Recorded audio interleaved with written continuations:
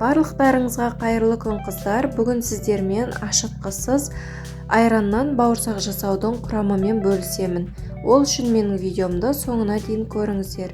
Ең алдымен ыдысымызға айранымызды құйып, үстінен қантымызды салып, тұзымызды, жұмыртқамызды және майымызды қосып, жақсылап араластырып аламыз.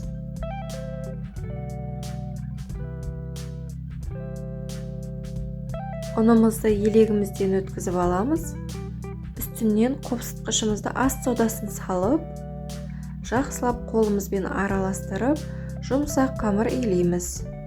Қамырымызды жылы жерге 20-25 минутқа бетін жауып тындырып қойып қоямыз. Қамырымыз дайын болды. Осылай қолға жабысқақ болады. Ұн сеуіп, қамырымызды жайып аламыз.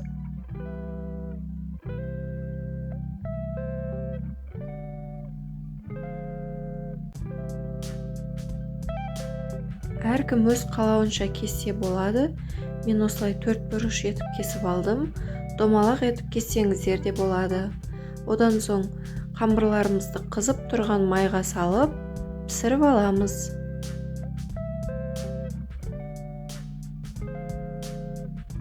Бауырсақтарымыз дайын болды. Астарыңыз дәмді болсын. Менің каналыма тіркеліп, пікір қалдыруды ұмытпаңыздар.